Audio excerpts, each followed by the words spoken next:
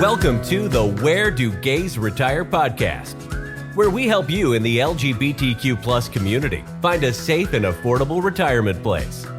Join Mark Goldstein as he interviews others who live in gay-friendly places around the globe. Learn about the climate, cost of living, healthcare, crime and safety, and more. Now, here's your host, Mark Goldstein.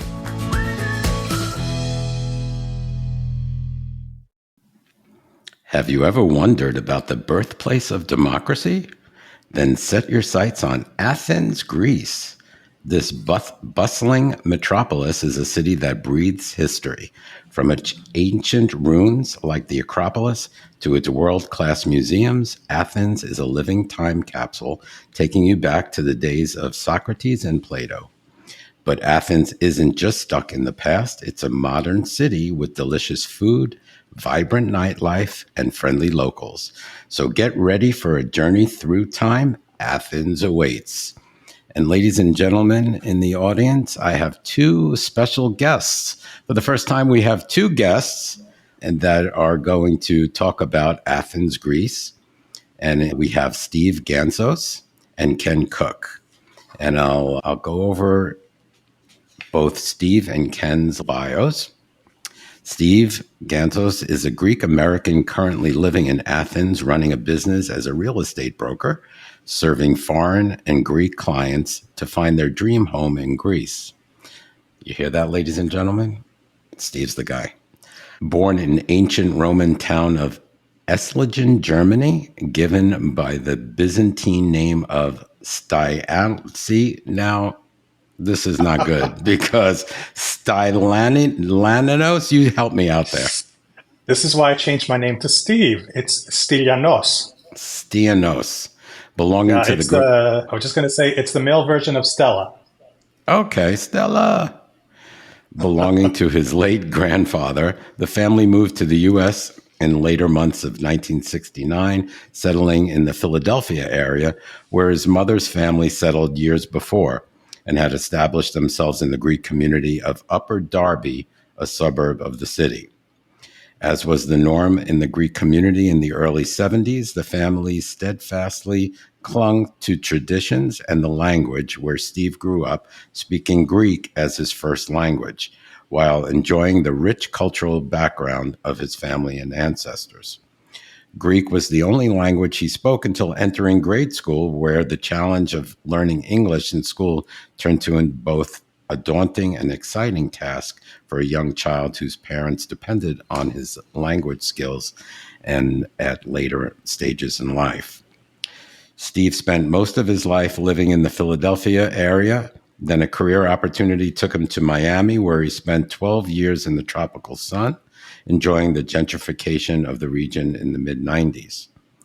Realizing his heart was always in Europe after numerous visits, he ventured into the process of successfully obtaining ancestral citizenship in Greece to initiate the dream of living in his continent of birth.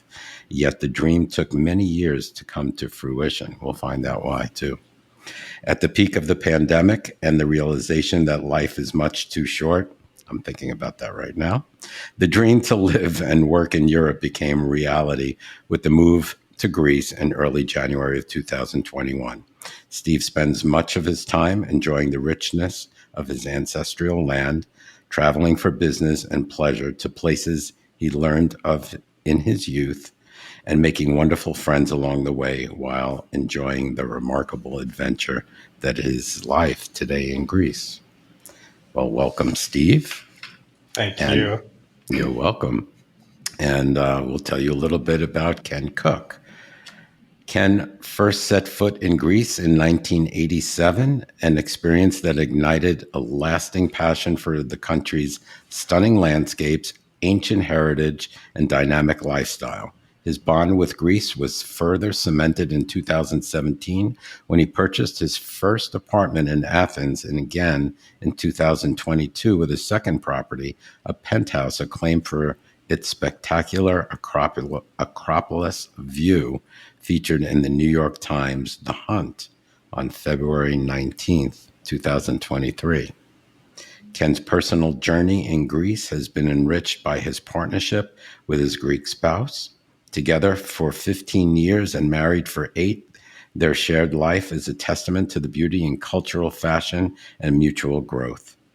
This intimate connection to Greece and its people have profoundly influenced Ken's perspective, infusing Greek life getaway with authenticity and depth.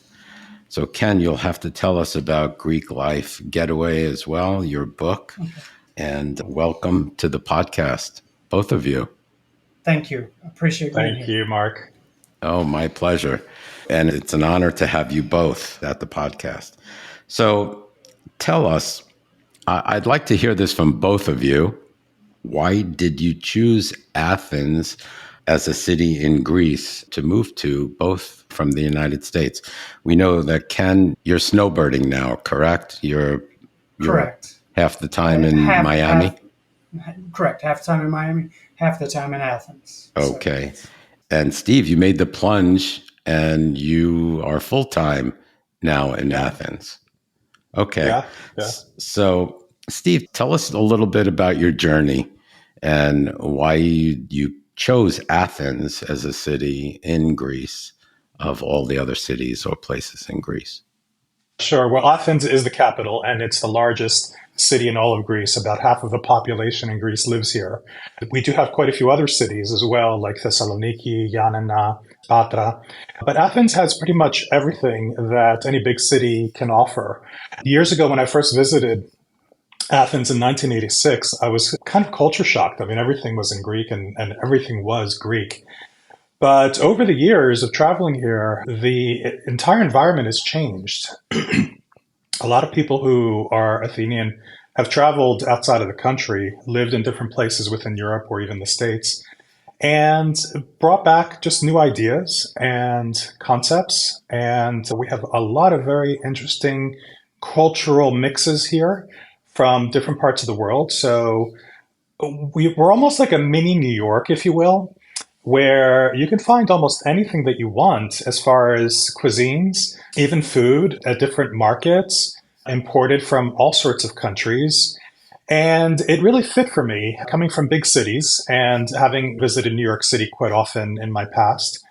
I wanted someplace that would really fit well, but also give me a lot of great options for traveling outside of the city, which I do either by car or by ferry, or of course by plane if I wanted to leave the country or within the country for that matter. So it just really has everything that you need to live a great life. For me, it was one of the features to be a part of a chorus. So I actually was part of 2 choruses over the last few years. And that is a big part of the experience here in Athens as well, the cultural diversity, especially in music and the arts, which are a big thing here. So it really fit well for me. Wow. Yeah. It resonates with me from being from New York. I mean, it sounds like a perfect place for a New Yorker to kind of settle to. In many ways it is. It's not nearly the scale of New York or the scale of London, but I would say it's closer to the scale of like Philadelphia or Miami. And having lived in both places for many years, I can honestly say that we have a very good mix of activities and cultures and people and languages and housing. Just there's something to do every day. Okay, so Ken, tell us your journey and how you got yourself to Athens. Okay, my first trip to Athens was in 1987. I was in the Marine Corps back then, and we got to spend 2 weeks there. And I went around the city and around the outskirts of Athens, down to the port, to the beach, and I fell in love with it. It was just a very welcoming city at the time. So then fast forward to 2013 was my second trip to Athens. But that trip I took with my spouse, Nick, at the time, was not my spouse. We were just dating. And he's a Greek American. So we talked about where we would love to retire there, blah, blah, blah. And so we we started going back and forth from 2013. Then we went back in 2015. And since 2015, we averaged going 2 or 3 times a year to Greece. His family is originally from the Peloponnese, but just as Steve alluded to earlier, and I think I told you before, Athens is a mini New York. You don't need a car. You have all the public transportation you need. You have the arts, the entertainment. At one point, we'll get to it. There are 31 recognized Michelin restaurants within Athens. There's 1 2-star and 11 1-star restaurants, plus the other ones that they recognize as well. The food is amazing. The people's amazing. You just feel right at home. It's very welcoming. Everybody's friendly. And healthcare wise, we picked Athens because you have 3 major hospitals in town, 2 private, one public. And so you can anything you want to do, you can get there. You can get it's just that simple. It sounds great. So, Steve, tell us, geographically speaking, where is Athens located within Greece? Sure. We're at the southern sort of middle point of the country. Greece, I would say, is close to the size of Florida, perhaps, if you will, but kind of spread out in a very different way with lots of islands and peninsulas. We're in the peninsula that's called Attiki, and it has the geography here is sort of like a basin where we're surrounded by mountains around the city. And that just creates an interesting landscape, but there's a lot of variety for building, having developed over the years. In terms of weather, we're a pretty mild climate. Like this past winter was extremely mild. We pretty much didn't get into even the 40s at night. And during the day, we were kind of consistently in the 60s. Years prior, it was a little bit colder. We had some snow, but that lasted for like a day or two. It was fun to experience, but overall, we're very mild throughout the winter. And like the last few weeks, we've been in the 70s. It's been quite nice. So now if you go to the northern part of the country, you get into a much colder climate, a more proper 4 seasons experience. And so there's a lot more snow, a lot more temperatures dipping below zero. And it's quite a varied climate. If we're looking at the Peloponnese, which I normally would refer to as Peloponnesos, the proper way of speaking it, it's even warmer than the peninsula of where Athens is, the Attiki Peninsula. And the island of Crete is the warmest throughout the year. And people in the southern portion along the Libyan Sea will find that they can actually swim probably well into November and December. But we also see that here in the Attiki region around the Athens metro area where people are swimming around our oceans, our sea, pretty much all year round without any wetsuit. Yeah. Yeah. And the I won't climate, do it, but they do. and the climate, Mediterranean climate, is an ideal climate. It's lovely. We have a lot of sunshine here, which I really appreciate. It was one of the reasons why I moved to Florida, because I needed more sun in my life. But when I experienced Florida that first year, I nearly died of that humidity. And we don't have any of that humidity experience here in Attiki and Athens. It's very rare to get into like the 80% humidity like it is in the tropics. So we're kind of like a nice even keel for humidity levels and moisture. And Ken, how about yourself? Is the climate a factor, one of the factors of moving to Athens? Most definitely. It's typically an arid climate, but over the years it is getting a little bit more humid because of climate change. But not to the point anything like Florida. I can walk the city in any month in August or July. Yeah, I'll sweat, but it's not, you don't die from being out there. And it's just a very nice city to walk, to live in. Where it's located, it is in the southern part of the country, of the mainland. And there are a little over 10 million people here, of which 3 million or more live in the Athens metropolitan area. It's a big city. So, yeah, and it is, like Steve alluded to earlier, it's got 3 mountains around it. It's like they call it the bowl. You have the mountains around you and then the sea. 3 sides mountains, 1 side sea. Oh, you have like the best of everything. You do. Yeah. It has both. When I lived in Florida, I had the ocean, and then now living in Phoenix, I have the mountains, but I don't have both. And you guys have both. Yes. We do. Yeah, That's it's great. pretty striking. Yeah. That's great. And take the next question and we'll ask both of you. So Steve first, is living in an LGBTQ community important to you? Does Athens have like a gayborhood, so to speak? And are there gay bars and gay life in Athens at all? Yes, definitely. It was important to me, and I knew that Athens has a very strong presence for the LGBTQ community. We have Pride festivals in June, a Pride parade. We have some pre-Pride parties that started recently. The region, the neighborhood called Ghazi is let's say, the core, the gayborhood of Athens overall. So you'll find a good mix of variety of bars for whether it's for the men, the women, and everybody who's identifying as queer. We also have a couple places that are extremely gay friendly, or I shouldn't say a couple, many places. In fact, you can pretty much go to almost all of the places that are in the historic district and no one's going to bat an eye. My favorite spot is called the Rooster on St. Irene Square. So that's a cool spot and just a nice relaxed area. And yeah, it's not a cruisy place, but it's a good spot for me. And that's directly in the heart of the historic district. Ghazi, it's a little bit further away from the main historic district, but it's also a historic area at the edge of where the ancient artifacts are located. And it was once the location for where they refined natural gas. And it turned into a place that got gentrified. So that was important to me, yes, to be in a community of gay people, whether it was the Greek community, but also we have a huge expat community of LGBTQ. And there's always something going on. The nightlife is a little bit European. It starts very late, which... When I'm asleep. We're asleep, yeah. So, you see, Philadelphia, they had last call like 1:30 and 2 o'clock, everything closed. Here, you're lucky if you find people in a bar or nightclub at midnight. And it's not unusual for things to stay open until 4 or 5 or 6 in the morning. Yeah, the first arriving at 1 o'clock in the morning. Yeah.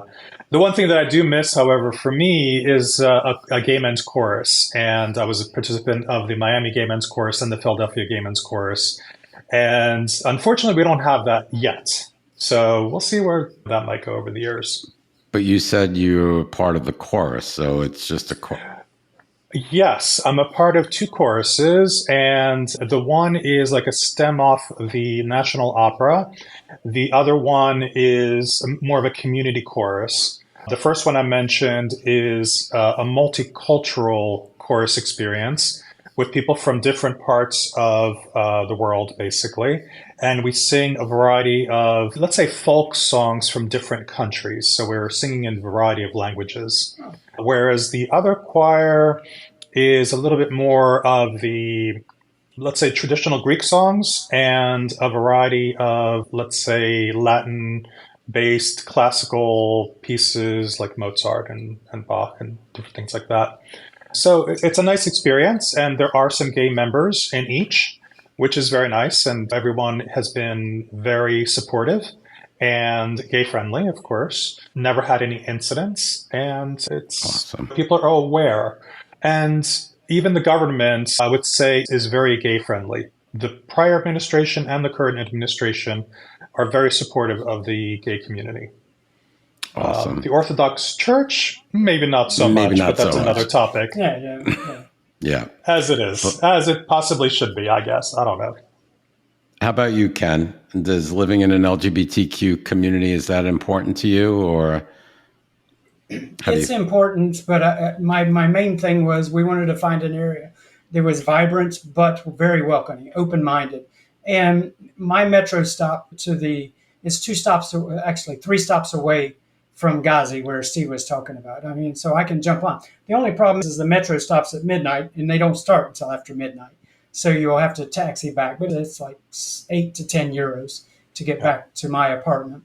It's not bad.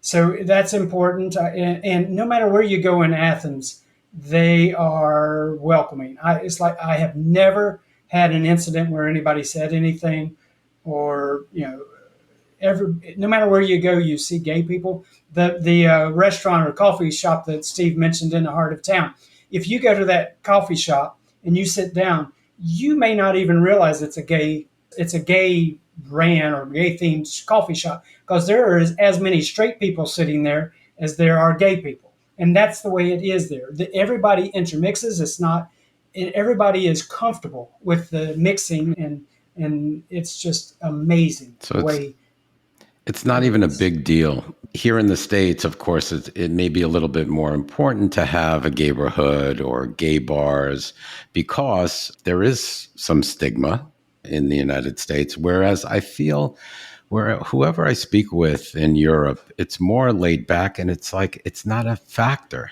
It's like No. people, they don't care, you know? What? Yes. One thing that I would mention.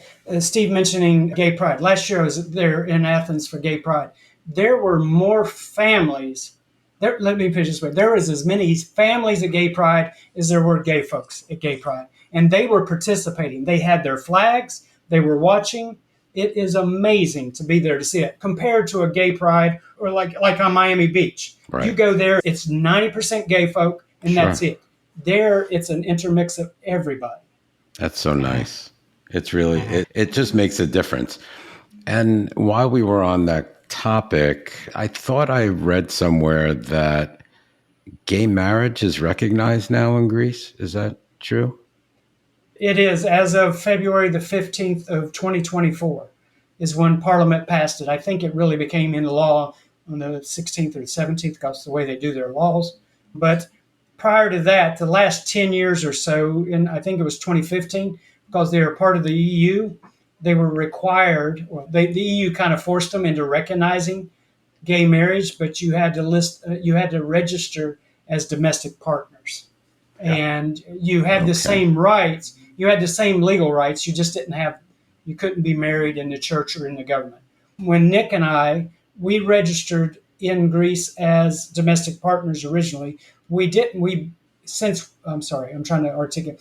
We've been back since they passed gay marriage, but we don't know the process of what we have to do to update it because we used our marriage license from the States to register it as domestic partners here. So Awesome.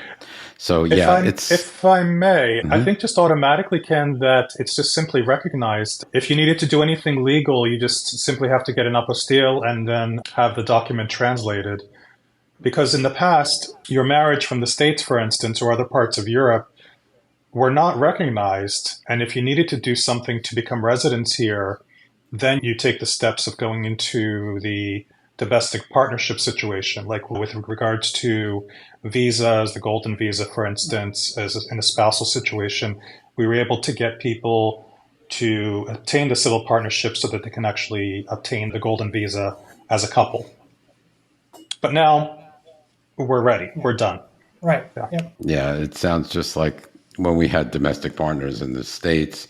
Yeah, it was a mess in the States too. I mean, I remember my now husband and I were domestic partners, and then we became civil unionized. We were civil unionized, so that was our like official marriage in Connecticut. And then we moved to Florida, and we weren't married anymore because Florida didn't recognize marriages. Right. Then a year later, the federal government recognized marriages, so we were living in Florida, and now we were married. So it's been a whirlwind. Yeah. So yeah, it seems like it's a place that it doesn't matter. I know Italy, it was similar because Italy, because of they were part of the EU, they had to recognize same-sex marriage, but they never performed it, and they still don't to this day. Same. Okay, so there are gay bars. How easy would you say, or difficult is it to make friends, whether it be expat community or locals? Where do you find yourselves like hanging out with the expat community mostly because of the language? Or Steve, you speak fluent. Do both of you speak fluent Greek? I'm a beginner. Okay. I can communicate. I'm better at telling people what I want in Greek than I am understanding it, but I'm getting there. Okay. Let's start with Steve. Steve, your friends, do you find it difficult or easy to make friends? Well, I moved here at the height of the pandemic in 2021. Not So easy. pretty much no one wanted to see you. And so we pretty much stuck to our core. I have family here. So a lot of my social activity was revolving around family at that time. And also at the time I had a full-time job. I had some kind of social interaction, but it was difficult to make friends. However, I found that numerous Facebook groups created an opening for dialogue and the possibility of friendships. And I've made some very nice friends who I can call at any time to just hang out and go visit. We have dinners and whatnot. So it's been quite nice. I mean, that's how Ken and I met, is through mutual friends. And the irony was that Nick, his husband, was at this party and we're dancing like crazy, Greek dancing. And all of a sudden I'm like, Nick, is that you? And then it just evolved from there. So, there's just this, sometimes it's serendipity, sometimes it's activities. My choral activities have created some nice friends. And I think that's pretty much anywhere that you go. If you're moving to a new place, you have to somehow get involved in activities. When I moved to Miami back in 1995, I pretty much knew no one. And it was miserable for quite a few months. But, you got to put yourself out there and take a few risks. No one's going to come to you. Right. Pretty much, yeah. Now, there's a difference amongst the Greek population, however, where I'm going to put it this way, that if you're not part of their circle of experiences and family and friends, they might not bring you in. And that's a very Southern European thing. It's not just a Greek thing from what I understand at this point. Mm-hmm. Now, where it comes to the gay community, obviously, we're always open to bringing in new people and supporting each other, which does create a difference in the experience. I can call any one of the gay friends that I've made through the choruses that I'm part of and just get together, hang out, go for a coffee, have a drink or two. When we're performing, we're all just having a good laugh. Yeah. But it really is, I think, about creating activities and being a part of activities. And honestly, Facebook, I think, has been a great experience. And I've met a lot of people through that. And for me, luckily, I've made a lot of nice friends from my clients, very good friends. And I have them in my life. And sometimes they're here for months on end. Some of them live here full time. And we just get together for, let's say, dinner or drinks and talk on the phone periodically. And it's quite nice. And what I found fascinating is I reached out on Facebook groups and I spoke with both of you separately, not knowing that you knew each other. Yeah. So that freaked me out. I'm like, wow. Because I was like, wow, I have two good candidates for a podcast, or guests for a podcast, and you guys know each other. How about you, Ken? Do you find it easy to make friends? Now, I know that you're not living there full time, but have you made some acquaintances and friends? I never had any issue, but one thing, Steve's there permanently. I'm there seasonally. Right. Through Nick's family, Nick has family there.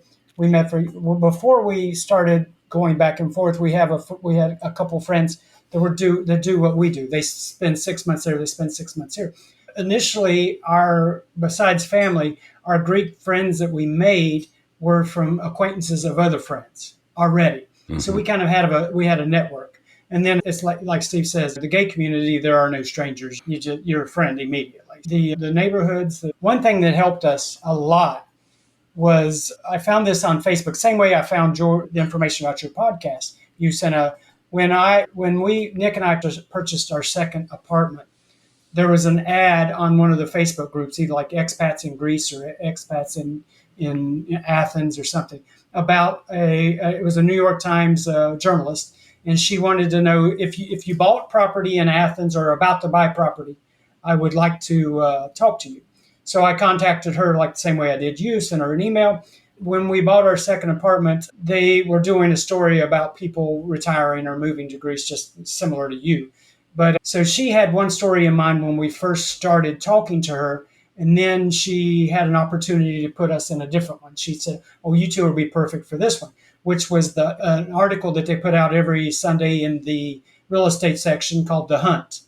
It's about narrowing. You find 3 properties, you narrow it down to one, and then you try to get the readership to see if they can pick the property either.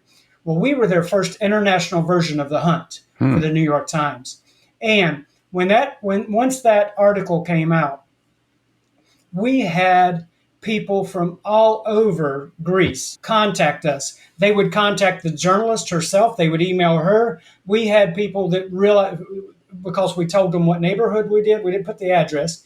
They told them what neighborhood we were in. They found our apartment, and most of the doors have buzzers on them. They found our building. Somebody came out. They went in. They knew it was the penthouse. So they went upstairs and they gave a note to our contractor, who then took a picture of it and sent it to us. But we've made like 8 different couples. The couple that I met Steve at their party, we met through the New York Times article. Wow. They contacted me. They said, hey, we're having a birthday party. And this was an hour north of Athens. And Steve lived here at the same time I did. We have several acquaintances alike, but we met each other in Athens. But yeah. In Athens, I grew up in West Virginia. Nick calls me the hillbilly Greek. But so nobody's a stranger. Athens is very welcoming. Now, they might not invite you into their house, like Steve said, but if you're out and about, in our first apartment, we have a very nice kitchen, and Nick cracks up when I tell you. You're going to laugh when I tell you this, but I refuse to let anybody cook on my stove. I haven't ever cooked on the old apartment because it's a very small place. The first one's 400 square feet, or second one's 1,000 square feet with 700 square feet of balcony. But so we go out to eat every night. But when we eat out, the cost of living, we'll segue into that later on, I'm sure, where a dinner and some type of entertainment here for 2 in Miami averages about $150 a night. Yeah. You can get the same thing for $60 to $70, less than half of what you get here. You can get there. It's amazing. And so you go out, you meet people, you just intertwine. Our contractor we've used him twice. His family's our family. I was there. They call the Monday before Fat Tuesday. Greek Easter and traditional Easter are not always the same day. And that's one of the biggest holidays, church holidays of the year. And they call it Clean Monday. Clean Monday, I was there, and I got invited to my contractor's mom's house with him and their whole family. It's like I'm family.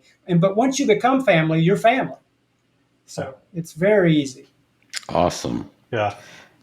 Let's get into language, because language could be a barrier. So Ken, let's start with you, because you're not fluent. And so speaking Greek, very important to anyone living there or moving there. And how do you overcome those boundaries? You do not have to speak any Greek to make it or live in Athens. There's enough people that speak English. Now, one time you will need to speak Greek. And this is one of the reasons I say it's easy, is when you start dealing with government agencies, the utilities. And I'm not saying that they don't speak English, but you should probably take somebody with you that can speak pretty fluent. Nick speaks high intermediate Greek. He's not perfect, but he can get his. At least you have one person that can. Right. So you need to find at least somebody that you trust enough that you can take to the agencies or the utilities or the government. How about hospitals? Hospitals, don't. I've only been to a private hospital. That's where we have private health insurance in Greece. No problem whatsoever. None. And based on what I've heard, you don't have that much issue at the public hospital either. Because Greece is like I told you this before, Greece's like the Cuba of the Americas. They have, as long as you can make the grade, you can get the education. If you make the grade, the education's free. And there's a lot of doctors and attorneys. There are Greek doctors all over Europe. There are Greek doctors in the United States because they were trained in Greece and then they moved on. So English is almost all school children know Greece. I have nieces and nephews, or I call them nieces and nephews. You're always an uncle, no matter what family you are to your Greek family. They speak very fluent Greece, and they live in a village of 35 people, and their English is impeccable. Per se. I think, though, living in a country where there's a different language, I think learning the language and living there I think it's very important also to get the full understanding of the country and their customs and so on and so forth. Correct. You will win the Greeks over faster by trying, even if it's thank you. The first line I learned was that I want a glass of red wine. Fellow kokino krasi parakalo. That was the first line I learned. And from there on, if you say that, he's like, oh, he's trying at least. Steve may have. And Steve, you're fluent. So what are your opinions about learning the language and being fluent? Well, I'll say this. I mean, I am at a fluent level, but I'm not at the very high level that a native Greek individual is here. I get by very well. When I moved here in 2021, I also took a year's worth of classes every week so that I can get to a higher level with vocabulary and grammar and different things. And over time, almost day by day, I get better and better. Different angles, let's say. My experience has been that I have an American accent when I speak Greek. So a lot of people just want to speak to me in English. In English. So I'm like, okay, sometimes I'll just indulge them, and sometimes I'll speak Greek to them, and they'll speak English to me, and we just have that little experience, and it's fun. What I've experienced, though, because I'm so involved in the day-to-day life, is that there's varying degrees of English knowledge. And you'll find some people that have absolutely no knowledge at all. They might just be able to say hello, goodbye, and a few other words. And you might go to a bakery and you'll be lucky if you can find someone who speaks enough English to explain to you what the ingredients are in a certain baked good, for instance. Mm-hmm. When you go to restaurants, you'll likely find someone who I think will speak substantially more English. Because they're communicating with a variety of different people, especially in the historic district. If you come to my neighborhood, however, you might not find that experience. Okay. And we talked about the healthcare system. What I've experienced is that the doctors, because of their education levels and their interest in learning languages, and especially English, they get it to a higher level. And so they're not going to speak to our level of English, but their level of English is quite respectable. Quite a few doctors have lived and worked outside of the country in, let's say, London or the States, and so their English is quite good. The nurses, other practitioners, they might have a little bit of English, but not as much as the doctors. So I know I'm getting a bit detailed about this, but I think there's a need for a bit of a distinction. Overall, when you go shopping, whether you're in the high-end stores or low-end stores, you'll find people who speak English. And then you'll have some people like me who will just jump in and help and see what I can do. Overall, I would say that the majority of people that I know who don't speak a lot of Greek or don't speak any Greek are very happy being here in Athens. And in general in Greece, you'd find that most people in the bigger cities speak quite a lot of English, especially in the tourist towns. They sometimes speak better English than the ones in Athens, from what I've experienced. But then you get into small towns and it's hit or miss. You just never know to what degree people are going to be speaking English. I think it really depends on the family experience, whether education is that important to them, whether communicating with someone in English, whether they're from another country, is going to be essential for their daily life. So those are some of the distinctions there, I think we can say. Now, by comparison, however, and I think I mentioned this to you the other day, I went to Rome for the very first time. I'd never been to Italy, so I went to Rome last October. I was absolutely shocked for such a large tourist experience in the capital city of Italy that few people spoke English. Like, I can speak a few words of Italian, and I would ask people if they speak English or Greek in Italian. But by comparison, there are many more people speaking English here than what I experienced in Rome. I've spent some time in Germany, quite a few months at different parts of my life, and that also kind of depends on the education level of the individual and whether they're interested. I found that more Germans are not interested in speaking to you in English. I would say probably more so than the French, because the French have a very bad reputation for not wanting to speak English. I just throw out a few French words here and there and a few French phrases and I'm good. Yeah, I'm actually quite proud that people here are open to learning. Over the years that I've been coming here, and Ken, since you've been coming here since 1987, you probably noticed the evolution of signage, of people's wanting to throw in English words while they're speaking Greek. A lot of English words are incorporated now into our language.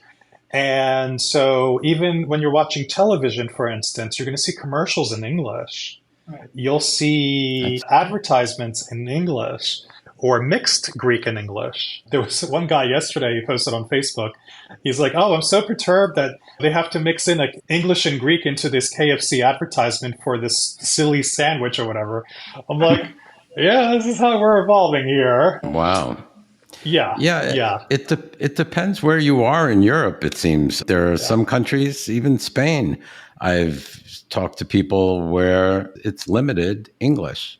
Yeah, it's kind of refreshing that Athens, you could really move to Athens and not know English and survive at least. Yeah, great. One of the reasons the catalyst to the English was the 2004 Olympics. When the 2004 Olympics came, when it was held in Athens, all the signs are in Greek and English. And so I think that was the transitional period for the vast majority of it. Very Ken, cool. you're right. I would say that's 100% correct. Yeah. Very cool. Okay, so we'll start off the next question with Steve about the local economy. Since you are full-time, what would you, and you are a realtor and have a business in Athens, can you provide examples of what a 2-bedroom, 2-bath, either apartment or house? Well, in Athens, I'm kind of thinking there are more apartments than houses. I could be wrong. Tell us a little bit about that. Tell us housing costs, renting versus owning, what utilities look like as far as gas and electric, cable, internet. Okay. Let's start with, first of all, housing costs. Okay. So a 2-bedroom, generally speaking, is going to run anywhere between 500 to 1,000 or more, depending on the neighborhood. So if you were in a high-end neighborhood, of course, you're going to pay high-end prices. But there are a lot of locations that give you decent quality housing for a much lower cost. At a 500, you might be in what Greeks might consider a marginal neighborhood or a very undesirable neighborhood. But coming from Philadelphia, having experienced Miami, having experienced New York City, having experienced a lot of the cities in the USA and business travel over the years, I would say even those neighborhoods, although they're considered marginal by Greek standards, they're actually perfectly fine. And it only has to do with the fact that some Greeks just don't really tolerate multiculturalism as well as we do. Now, I'll give you a perspective on my place, for instance, where I live right now. It's not very big. It's a very small, let's say, New York style apartment. It's about just over 500 square feet. And it's an old building. It's a family building. And so it was built for this family that has lived here over the years, and the owner is downstairs. Built in the early 60s, so it's got a very old look, which I like. It's very charming. So I'm only paying €300 a month. Wow. Which is dirt cheap. And years ago, just even a few years ago, properties were even lower priced than that. I would say for most places that Americans would want to move to, let's say where Ken is, for instance, you're at Elysia, correct? Correct, yes. You're Kasariani Elysia, yeah. Right. So that area for 1-bedroom apartment, you're probably looking at between 700 and 900, depending on the quality of the building and the unit. But it's a great location. It's a perfect location. And 700 to 900, that's like fancy. And we're talking euros. We're talking euros. Yes. Yeah. Yeah, and there's also, it's plus common area maintenance fees. So if your building has an elevator, which normally they do, the electricity for the common areas, the cleaning, that can run anywhere between like 30 and 50 euros per month, depending. If the building has what's called central heating, where they have one heating system for the entire building, then that brings up the costs substantially. Purchasing property is a whole different experience, obviously. Some people can find places that are less than 100,000 if that's what they're needing, but there's going to be areas that are kind of sketchy still, or just not very well equipped for public transportation. And then it goes up from there. Literally just goes up from there. So it's the average, I would say, is around, for one bedroom, between 150 and 200,000 euros for something decent in a good neighborhood. And then it goes up from there. Of course, if you're getting a two-bedroom, you're dealing with a much higher cost structure. If I were to buy something where I live, I'm not far from the port of Piraeus, about 10 minutes drive. Someone can get something for between 100 and 200,000, and it's a decent size. And it all depends on the age of the building, which is a factor that a lot of Greeks take into account, more so the Greeks than the foreigners. Heating is a different, unique scenario altogether than what we have in America. And I see Ken is smiling about this. So we either get our heat through our air conditioners. Most of them now are inverter systems, so they're very economical. Some buildings, like where I live, it's set up on a central system. I contribute to the oil for the heating system with my landlady. And she controls it because it was a family building. And we just pay for filling up the tank for the season. So for this past season, which we didn't have a lot of cold temperatures, and keeping in mind, I don't have insulation, I don't have good windows, so there's a lot of seepage, there's a lot of flow. I paid around 400 or 450, I don't remember exactly, but it was well over 400 for the oil, my contribution for my size apartment. She has basically double the size, so she spent a lot more as a result.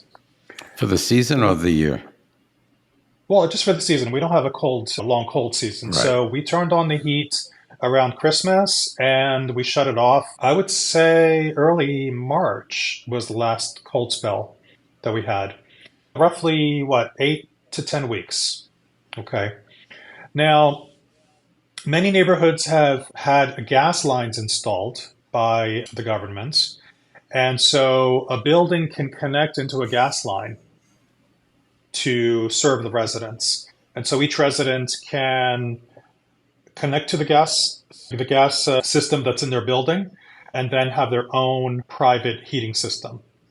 Gas was very cheap at one time, and now it's got more expensive than oil, but it's still cheaper than electric overall. But with the gas, you can also put a gas stove if you wanted to. Right. So that makes it appealing. One thing that I really like with the gas systems is that you can also have your hot water built into the system. So it's this big rectangle that just either can be indoors or outdoors, and it creates hot water instantaneously through the gas burner for the radiators and also for your on-demand hot water, which is quite nice. So those are the three different heating systems we normally find in the condominiums here. Now, going back to one question you had, a two-bedroom can be found in a house, but there aren't that many houses left because they either were torn down or sold or just are basically unlivable, and they're not transferable for ownership yet. Are they abandoned? Some are. Some have been renovated, and some were basically given to builders to do a sort of a trade between the property owner and the builder, where the property owner would obtain one or two units and the builder would sell off the other ones. So we have a word for that called antiparochi, which is essentially the system that was used to build up the entirety overall of the condominiums that you see in Athens and other parts of Greece, through that system of obtaining land and having the builders build up and selling off most of the units while giving the landowner a few units for themselves. So it's quite a unique thing. Quick question. Is it uncommon to have a two-bedroom, two-bath in Greece or Athens? It is uncommon. Normally, it's one bathroom. Most often with a two-bedroom, you might find, depending on where and how old the building is, it might be a full bathroom and a half bath. A WC, as we call it here. What's up with that? I'm too bougie. I need my own bathroom. Well, the nice thing is that we don't have what's the word in English? The support walls. The wall behind me is load bearing. It's A load bearing, thank you. We have the columns and the beams that deal with the walls. So you can generally take down walls and recreate your entire floor plan if you wanted to. I don't know if you guys did that, Ken, because the In walls. both, Oh, sorry. in both apartments, we Yeah, totally gutted them. yeah. So normally the walls are basically brick, whereas the exterior is poured concrete. And between buildings, it's poured concrete, and all that is the poured concrete has rebar. So your interior can be modified. So if you needed to have two full baths and you have the space, let's say you have over 1,000 square meter or square feet, which is over 100 square meters, then you can kind of configure it the way you want to. You can make it a bigger kitchen. You can do an open floor plan. You can add your bathroom. You can put in a laundry room, or just a variety of different things you can do. So you can be as bougie as you want. Now, speaking of bougie, now Ken, he mentioned he lives in a penthouse, right? So you have a Right. penthouse apartment. To me, that's all bougie. What's your penthouse apartment like? It's 1,000 square meters on this. I'm sorry, feet on the inside, a little over Okay. 100 square meters, and 700 square feet of balcony. The point, I'm sorry, back to, I think we're discussing cost of living. Yeah. And kind of one thing about Greece compared to the United States, energy is much more expensive in Europe, and not only in Greece. So where we pay $3.50 for a gallon of gas, they sell it in liters, but comparably, it's around $1.90 per liter, but that's about $7.50 for a gallon. Yes. And so your electricity is higher, your water isn't that bad, but so anything to do with electricity or gas or oil is higher than in the United States. I'm trying to think. Is that because of the war in Ukraine? No, it's always been, hasn't Yeah. it, Steve? Yes. Yeah. Can I add something to Go ahead. the gas thing? So as similar to the United States, you have more people traveling in the summer by car. So you're mentioning, Ken, that it's like $7.50 per gallon. I spend a lot more. Mine's more like $9 per gallon because I have to put in better grade. But in the summertime, it's not unusual to be spending well over $10 per gallon for gasoline. It just jumps up because people are traveling all around the country and we have all these tourists. And so the demand for gasoline is just substantially higher. So yeah, it's pretty expensive. So, Yeah. correct. So the other thing is public transportation. We mentioned being in the city. It's very, very. They got three major metro lines: subway, train, subway. And then you have a train system too that covers a part of the city. You have buses, trams, taxis are very accessible. You can use Uber or it's not Beat anymore. What's it Taxi called? Beat or something. I don't remember. So, yeah. I never use so, it. Yeah, so you can use that. So transportation is relatively inexpensive in Greece. You can get a one-way subway ticket for a $1.80, or let's say $2, or you can get a 5-day ticket for $9. Wow. I think it's only 120, Ken. I think it's only Okay. 120. Okay. It's really cheap. It's really It's cheap here. Real cheap. And then if How you about for live, old people like me, seniors? Any discounts? There is a little bit of discount so. if you're a so. resident. If you're a Right. resident and old, the Metro Pass. If you buy a Metro Pass, which you can get for €50 a month if you live there part time, it covers buses, trains, trams, so any public transportation you can ride. I'm gonna correct you a little bit, Ken, because I use the Metro card monthly, and it's only like 27 a month. It's 27 or 29. I can't remember exactly. It's just dirt Yeah. cheap. It's amazing. We're one of the cheapest capital cities for public transportation in all of Europe. That's awesome. The reason it's $20 for you is because you buy it every month. If you buy it just a month at a time. You can do And it on the cost regular you- cards as well. You can do it on the regular ticket things that they give you. Right. Nevertheless, those are details that certainly can change.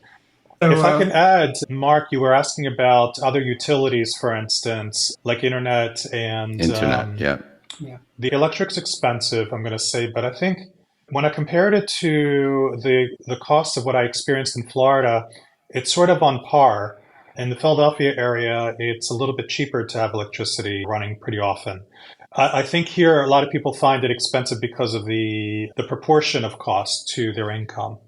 So that's a big part of the conversation. Now, internet has actually gotten quite cheap and it's very competitive.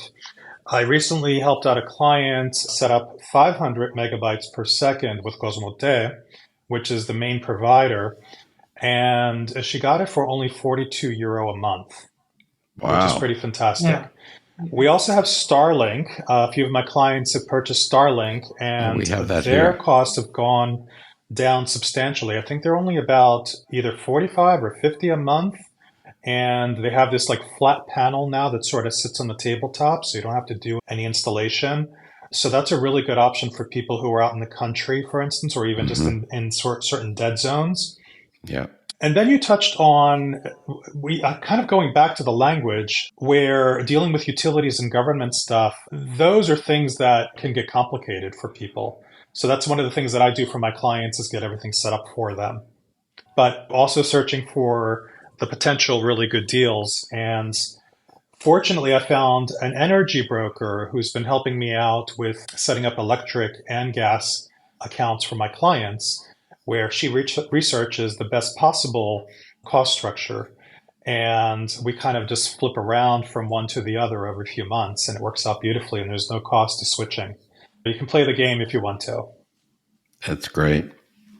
Ken, tell us about arts and culture. Arts and culture. One thing we did, well, we can do that when we get to medical. When we get to medical, we'll discuss the cost there of that. Arts and culture. Athens has everything you need, everything you want in arts and culture. We have the opera, you have festivals, you have their football, being soccer, football. There's nothing that you get in New York that you can't get in Athens. So they have live theater. They have live theater. They have one of their festivals every year is the Epidaurus Festival, which lasts June, July, and part of August. You can see some of the best bands in the world comes in to Athens, and you have some of the outdoor venues are amazing. Some of them like the Paralympic Stadium, or even the new Olympic Stadium from 2004. You have great movies. It's just extremely well put. Can you go to a movie theater and do they have like subtitles or? Yeah, yes, they do. Well, sometimes they might even play it in English, right? Correct, and it'll be subtitled in Greek. Yeah. We always come back to the language thing. Yes. Yeah. Yeah, we also have that with television.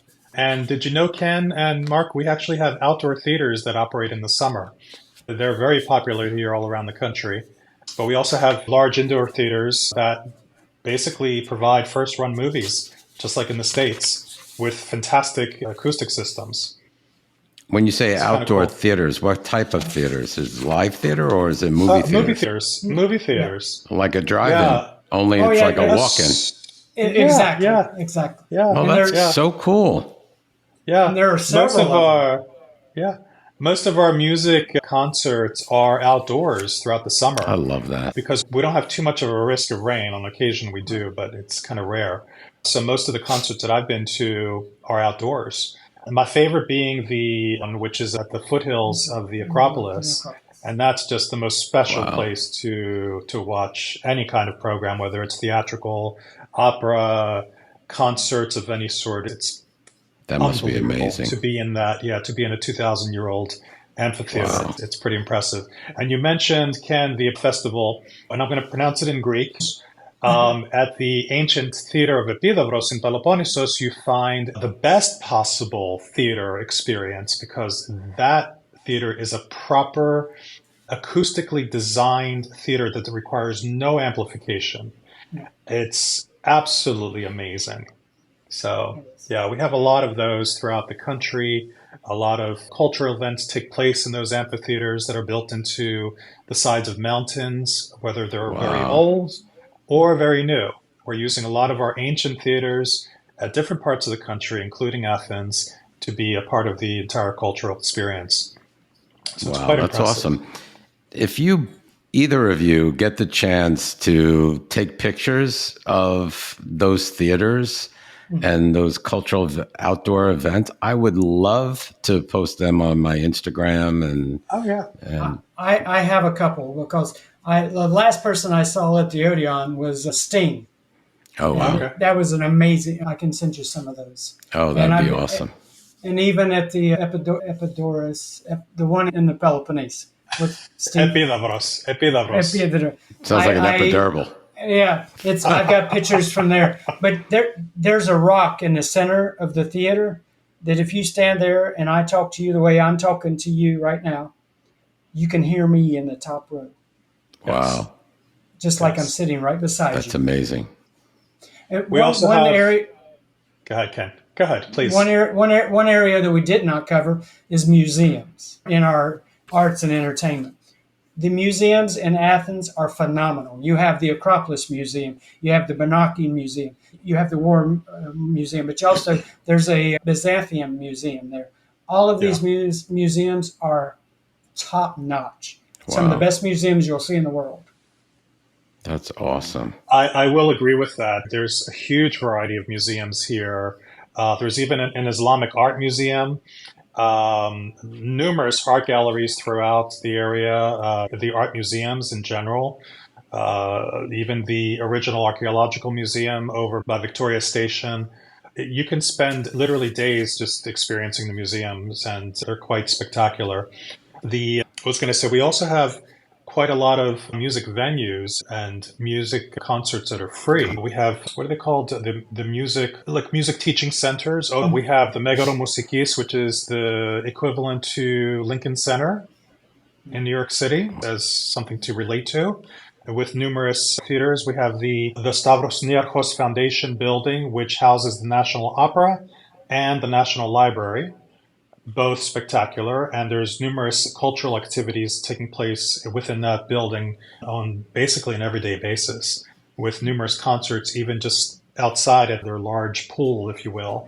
Culturally, I mean, we have so many great things to experience, and they're well advertised and priced really well. That's, I mean, another thing. You don't have to spend a lot of money for opera. You can go to opera for like 50 to 100 per person. Or less sometimes. It's half of what it is in the U.S. It's half what we pay in the U.S. The only thing that I really miss, and it's a pain point, is we don't have like the shows, like Broadway shows and what you find in London. We don't have those experiences. Once in a while, they had like Phantom of the Opera come in at different places, but it's not at the same scale as what you experience in those two cities. That's one thing I would miss. Well, London it's only 4 hours away, and I was going to say the airfares are cheap. I'm heading to London in about 2 weeks, and it was only €225. So that's it's pretty reasonable. Cheap. Oh yeah. Yeah. Speaking of transportation, getting back to that again, just one question: how close is the airport to Athens? By metro, it's 40 minutes to the center. You can take a bus; it takes you a little longer on bus. The bus is cheaper. I think it's €6 to get there by bus. It's €9 to get there by the metro. Okay. Yeah. How about by car? Yeah, it all depends on. By car, from my location, it's between 30 and 45 minutes, depending on traffic. From Central, it's about 30 minutes because of some of the shortcuts. There's the line that takes you from the airport into Central Athens can also take you directly to the port. So that takes roughly 1 hour from airport to the port of Piraeus. So the connection is really quite fantastic. And Ken alluded to the airport bus, which can also go to the port, but it goes directly into downtown Athens for like, what is it, €6 or something? €6 from the airport. Yeah. Wow. And then that's one of my. I was going to say taxis less than €50. Yeah. Right. One of my requirements to live in a place is make sure I'm close to the airport, an international airport. So 45 minutes, an hour the most would be my limit. Yes, it's just around that. Okay. One thing we should bring up while we're on transportation again. The traffic is not easy in Athens. It's a very congested city. The public transportation system, if you have a chance, much rather ride that than I would even drive my own car across. This is where we differ, okay? Because Ken, you're a Greek hillbilly, if you will. Yeah. I grew up and spent most of my life in big cities. To me, Athens is no different than Philadelphia. Rush hour is always going to be rush hour. I've driven through New York City. I've driven through Miami, obviously.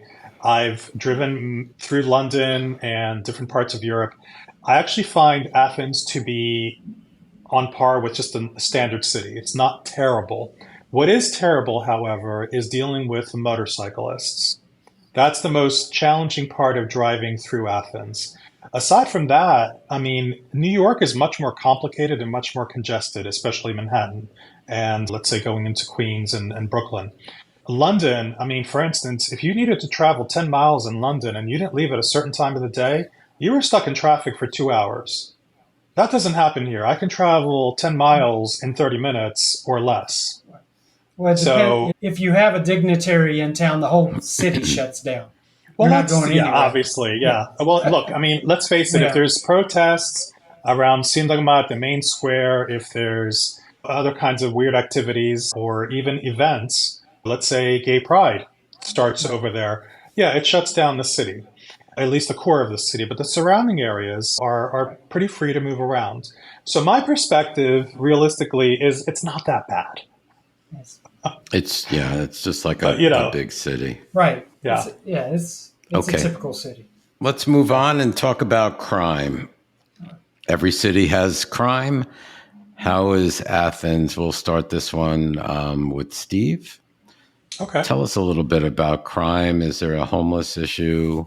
I know that I don't believe that you're allowed guns as you are in the United States, except for maybe hunting. So tell us about crime, violent crime versus petty theft. So I think I know your question. So I just want to make a distinction between homelessness and crime. The two don't necessarily intertwine. Okay. During the financial crisis that we had and the years after, there was a very big problem with homelessness and the economic situation was dire. Things have changed, fortunately. We're not seeing as many people roaming the streets. We're not seeing as many people picking food out of trash cans.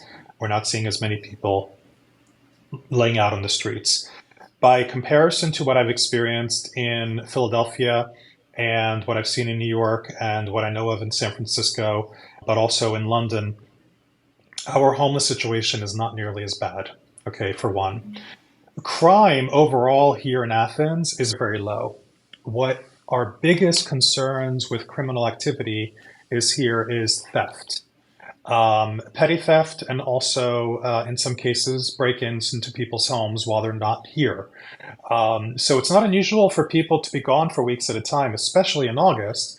And if they're not boarding up their houses properly, well, there might be targets for a break-in. Overall, the crime rate is extremely low. In the main tourist zones, it's no different than going into Barcelona, Madrid, Rome, London. You have pickpockets, you have all sorts of crazy things going on, but it's not really the same extent, I think. I've never experienced anything, except for one time I had a situation where somebody tried to steal my iPhone from a cafe because I left it on the table and wasn't paying attention. And I caught him. Car theft is very low here. And violent crime is extremely low overall.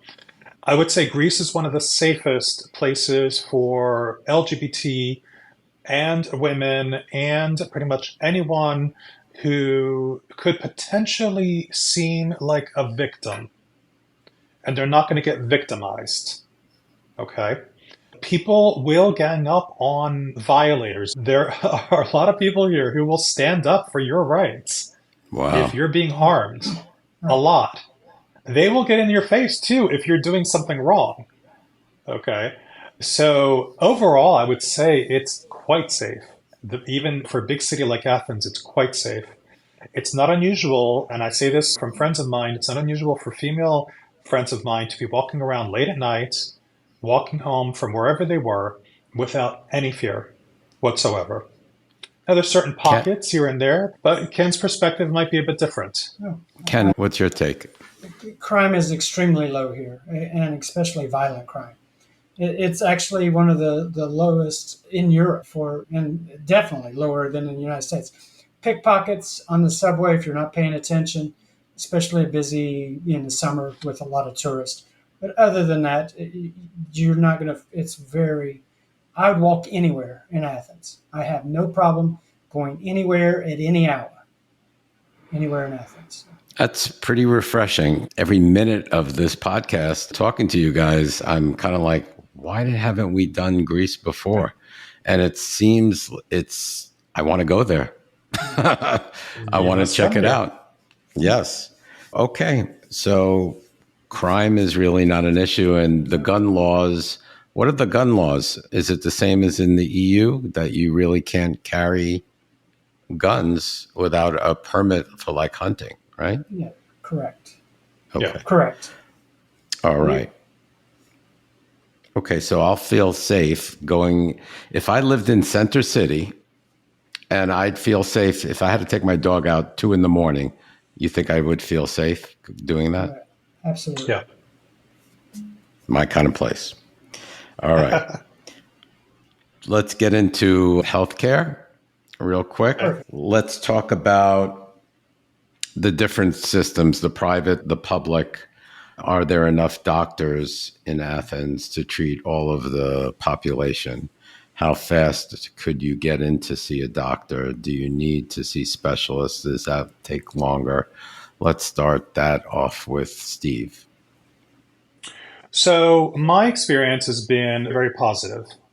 And overall, it's not that different than what I've experienced in the cities I lived in the States. The structure is different, however. For me, being a resident and contributing to the public health system, my cost is very low overall for services. Now, even if I were to pay out of pocket, the cost of testing, doctor visits, all sorts of things is quite low. And I'll give you some perspective. So about 3 years ago, when I first moved here, I had an MRI done, basically full body scan.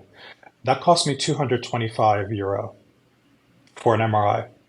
Just about a week ago, I had some ultrasounds done and blood work. So it was 2 different ultrasounds, different organs and whatever, and blood work.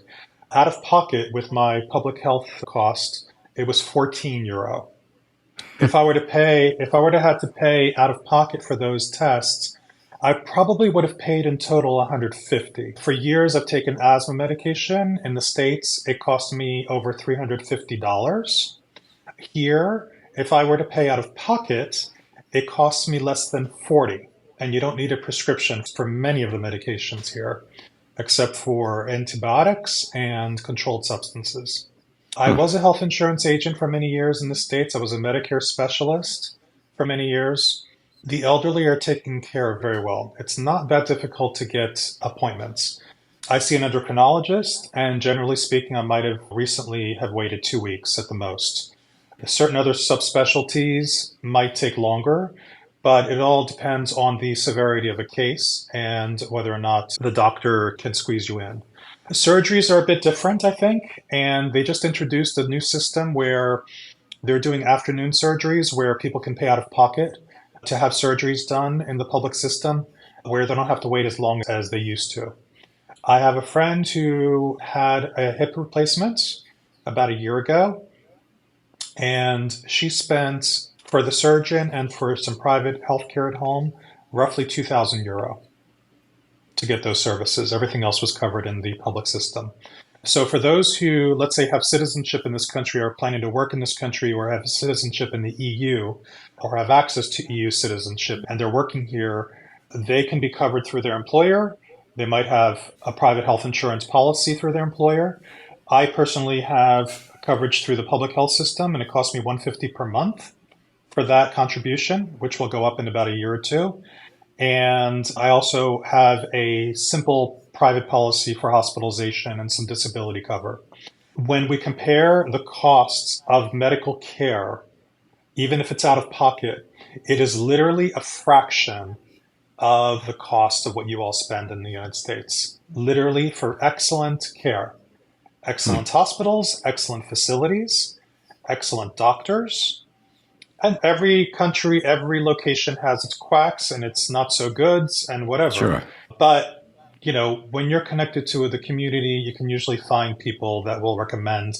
The Facebook groups have been a godsend. We can ask for any type of specialty and people will chime in and discuss who they like. We also have a doctor finding system that has sort of a review categorization that you can connect with doctors. And quite a few of the insurance companies have their own participating providers where, like, for instance, I have mine through an old policy with MetLife.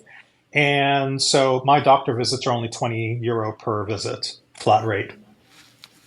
So I've been very happy with it. I can't complain. I've had relatives and friends having major surgeries. An uncle of mine had open heart surgery. He's walking around like a spring chicken. So yeah, I could tell the price. You said like something like $2,000 for a hip replacement, where I think, and I'm just pulling this out of my head, but I'm thinking, because my husband had one, I'm thinking it's like 160,000 here. So it's quite some difference. And Ken, how about yourself? Are you on their system at all since you go back and forth?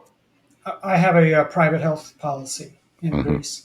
That policy costs, for my husband and I both, we pay about €3,600 a year. Oh, wow. And for both. Yes, that's for both of us. And in the States, we pay right at $2,000 a month. But, and going back to the Steve's thing, the 2,000 was with part, if I remember correctly, that was their pay for the public, right?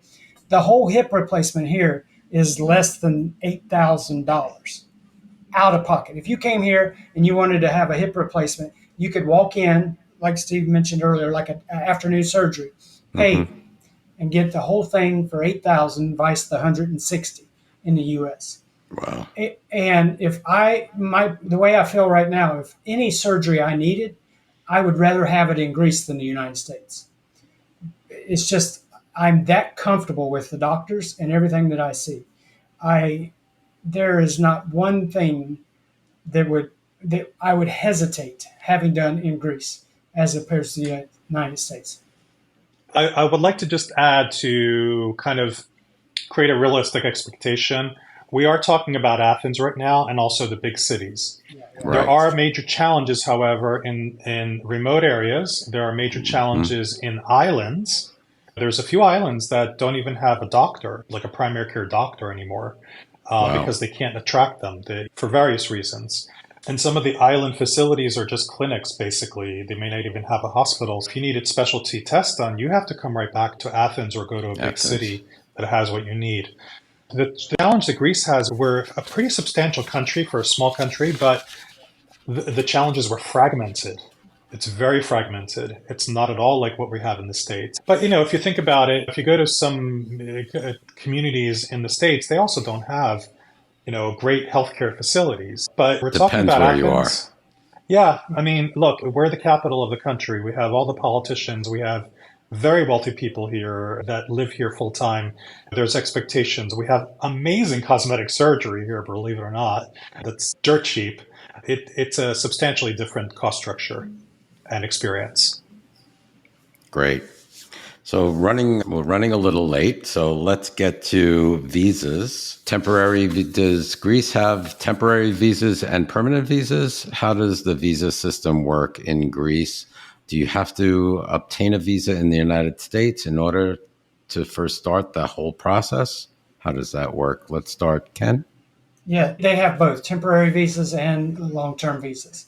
The temporary visa is typically a 1 to 2 year visa, where a long-term can be 5 years, up to 5 years. There's a financially independent, like people who are listening to this podcast probably fall into two categories. The financially independent visa, which you would apply for in the United States before going at the local consulate or embassy.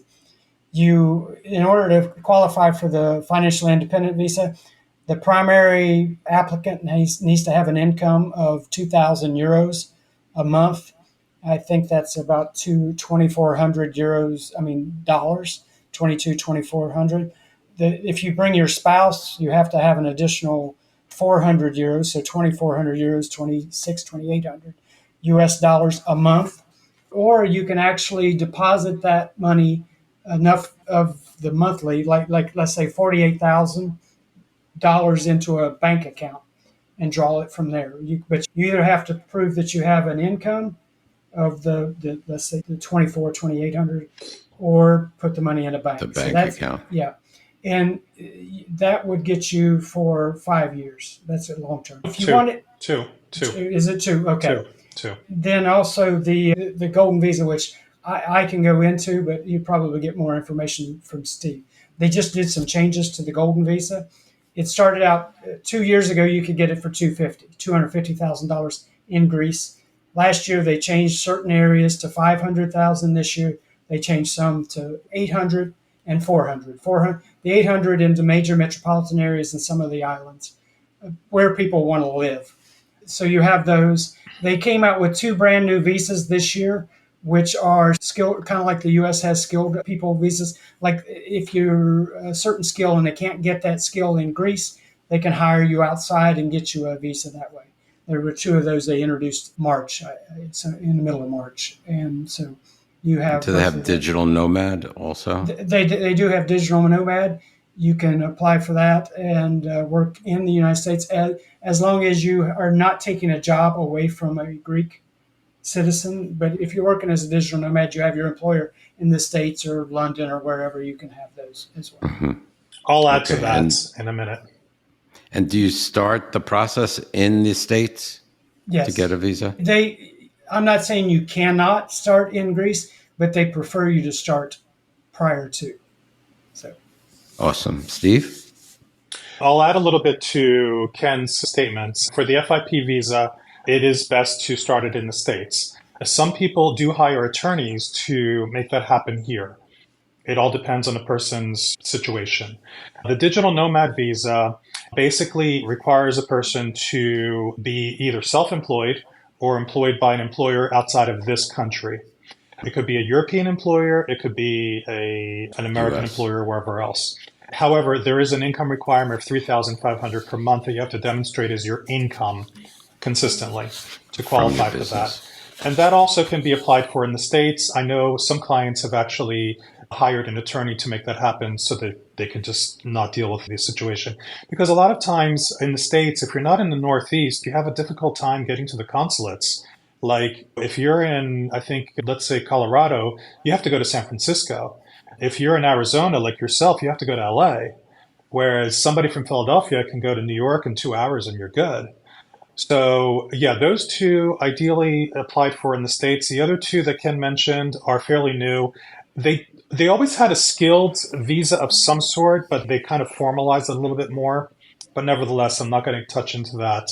The golden visa, however, has had some major changes over the last couple of years, as Ken has mentioned. And that had to do with a lot of pressure from Brussels to either remove the golden visa scenario altogether, or in our case, completely modify it. And there was a lot of political pressure in this country as well to change the golden visa requirements.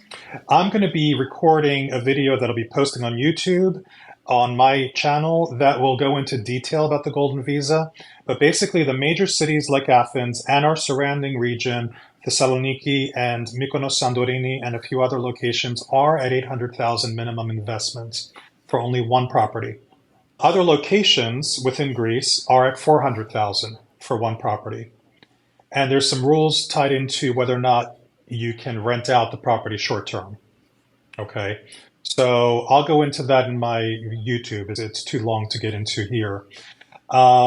There is also, in some cases, depending on a person's needs, if they're looking to work here, there are a couple companies that are customer service centers that can obtain a visa for non-Greek residents specific to that company, and they can only work for that company.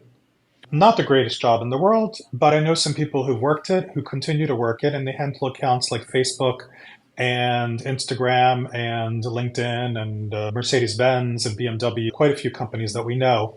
And those are, let's say, generally speaking, for younger people or those who are okay with customer service roles. They're not great paying jobs, of course, but For someone who just wants to have a job and applies for it and gets it, it's a great way to obtain some kind of a residency here.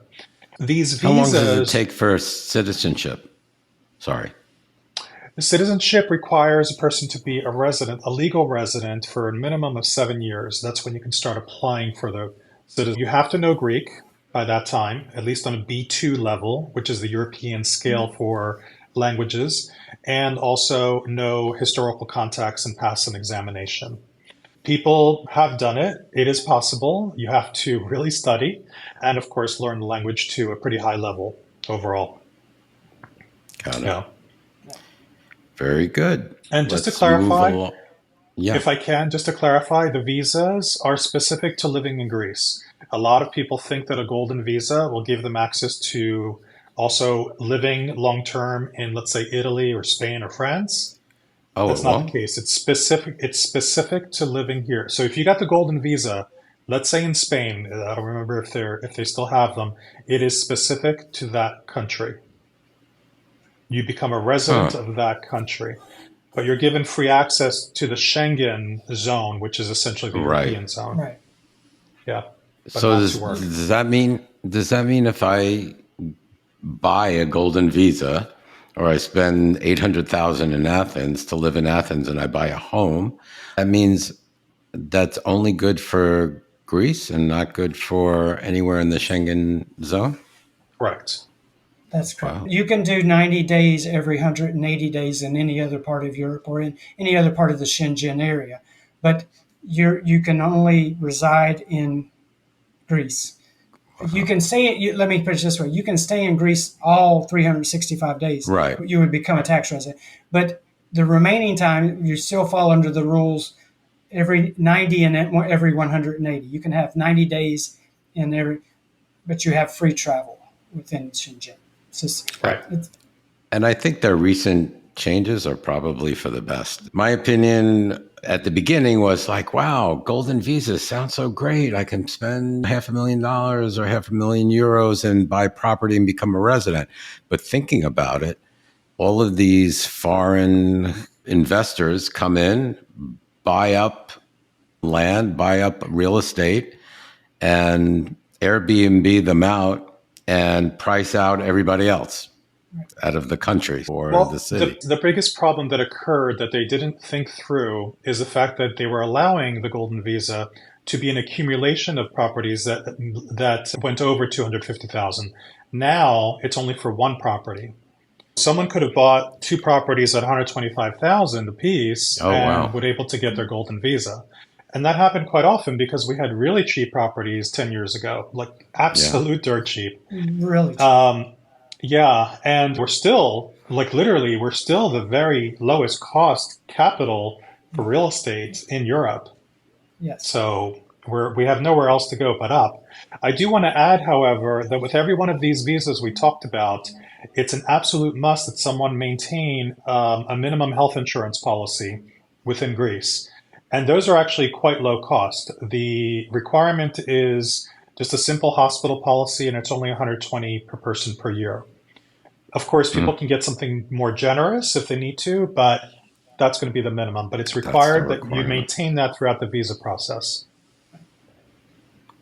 Does Greece have a wealth tax? Do you know anybody? No wealth tax, but they do have an inheritance tax. Inheritance tax. Yes, no wealth tax. And is the inheritance tax based on worldwide assets? In other words, let's say myself and my spouse, if I were to pass away, does the spouse automatically get everything, or do they have to pay inheritance tax They have to on pay all of my worldwide assets? They have to pay on all of your worldwide assets. It's 10%. Okay. And if it's not a family member or an immediate family member, it goes up to 20%. But spouses it's 10%. And this is we didn't really discuss this as becoming a tax resident in Greece. One of the reasons that Nick and I are not living in Greece full time right now is because once we become a tax resident of Greece, which means we spent more than 183 days a year in Greece, then we're taxed on worldwide income in both Greece and the United States. Greece and the United States have a reciprocal tax policy that what I pay in one, I don't have to pay in the other. But let me give you an example. I'll just use earned income. In earned income, let's say in the United States, I make the earned income and I pay 35% tax. And in Greece, the highest tax bracket is 44%, and it starts at 40,000 euros.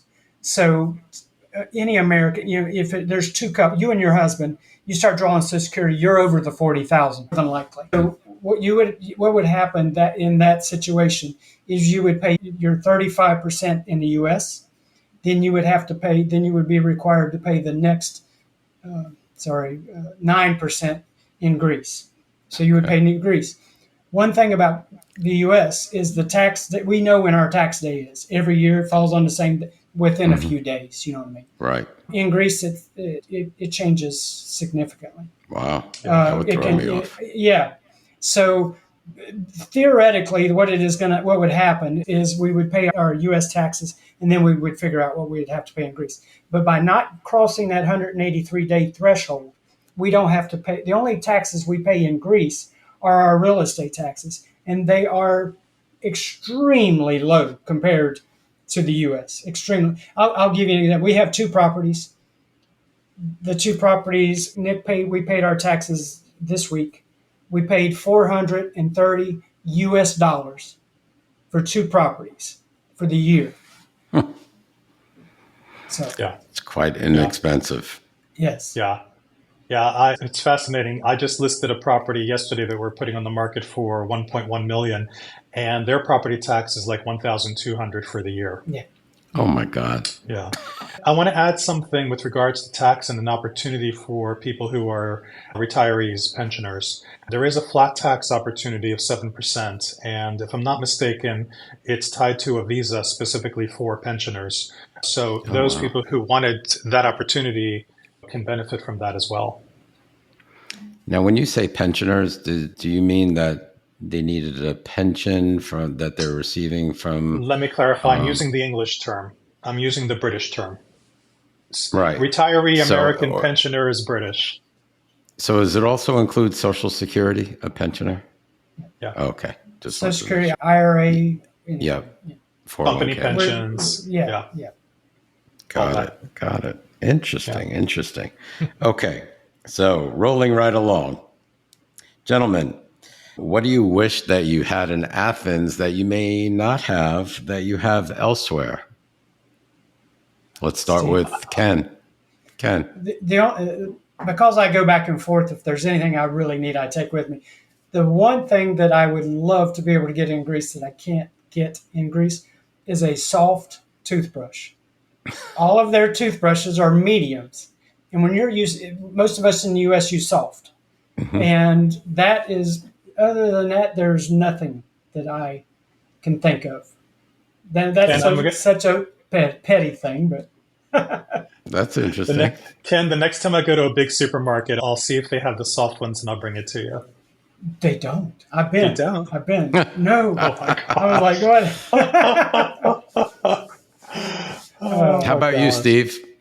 How about me? Wow. The overall things that I miss are the 3 F's, as I call it: family, friends, and food. There is a little bit more creativity, I think, in the United States, especially New York and Philadelphia, the Northeast overall. I do miss the variety of foods that we have, in the States in different restaurants. But that thing's changing here. We're seeing a lot of creativity, and it's kind of cool. But, it's all these little things that every once in a while I'm like, oh my God, I can't believe I found this. I really miss this in the States, and I find it in some supermarket. So there are actually quite a few supermarkets that will surprise me and have something that I was like, oh, I didn't realize I missed this. The things that I can't get here are my Burt's Beeswax lip balm. All right. And my favorite deodorant. So everybody who comes to visit me is always going to carry something with them. Yeah. Which is, they're happy to do it for me, and it all works out. It's silly little things. Quickly, are there any cons in living there, Ken? The only con I have is their periodic labor strikes. That is the only thing that's really a nuisance. Today it might be the taxi drivers. Tomorrow it might be the air traffic controllers. It might be even attorneys or what they The notaries. notaries. The notaries go on Really? strike yeah. And you're thinking, wow. And notaries are a big deal in Athens. Yes. They're as important as attorneys. Because anyway, yeah. But Well, the they are striking- attorneys. They Yeah, are attorneys. yeah. They're contract attorneys. Okay. Yeah. So How about you, Steve? For me, the one peeve that I have is that in the summer, it can be a little bit too hot for me. And it's not unusual in Fahrenheit to be a little bit over 110 degrees.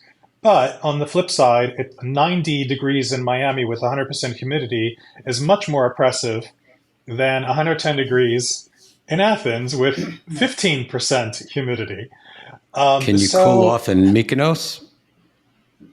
Mykonos is more humid It is? than Athens. Yeah, Okay. it is. But when we're in a heat spell, the entire country is kind of in the same boat. So even if they're surrounded by water, the humidity is not horrible. And of course, you're or another island, and you're just having a great time. So it doesn't matter. You're going to jump in the water. But people like me who are working, it's July or August, and I'm showing houses in the middle of the heat wave. It's exhausting. I can imagine. But the nice thing is, though, unlike most of Europe, pretty much everywhere you go, we have air conditioning. That's important. We can survive through a heat wave. You can go to any store or restaurant, you're going to find air conditioning. The museums, your hotels, they're going to have air conditioning. Whereas if you're in the middle of a heat wave in Germany, which I've experienced, or in Amsterdam, which I experienced, there are no air conditioners. I was in London for a summer. There are no air conditioners. Yeah, it's very important. Yeah. Okay, gentlemen, tell us where our audience can find you both. We'll start off with Steve, with your business. Where can we find you on social media? On social media, just simply my name, Steve Gantzos, Gantzos. But also I have a Facebook page, which is Greek Property Finders, as you see here, as well as a YouTube channel. And you can find me on LinkedIn as well under my name, Steve Gantzos. What else? Did I miss anything?